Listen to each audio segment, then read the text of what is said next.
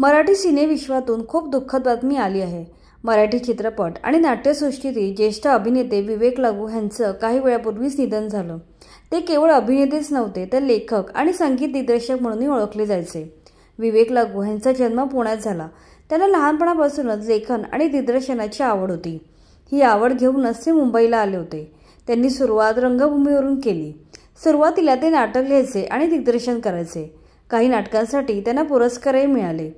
विवेक लागू हे एकेकाळी बँकेत नोकरी करत होते। त्याच वेळी ते इंडस्ट्रीतही काम करत होते। नंतर त्यांनी नोकरी सोडली। 4 दिवस सासूचे या गाजलेल्या मालिकेत त्यांनी काम केलं होतं।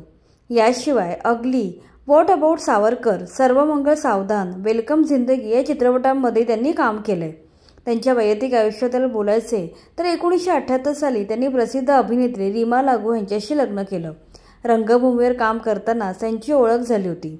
पहिल्या नजरेतच दोघं प्रेमात पडले होते। 1988 साली त्यांना मुलगी झाली। तिचं नाव मृण्मयी लागू आहे। लग्नानंतर दोघांचं करिअरही सुसाट होतं। त्यांच्यात काही कारणाने मतभेद होत होते। 1988 साली त्यांनी वेगळं होण्याचा निर्णय घेतला। घटस्फोटानंतर दोघांनी परत दुसरं लग्न केलं नाही। वेगळं झाल्यानंतरही दोघांचे संबंध चांगले होते। दोघांनी एकत्र कामही केलं होतं।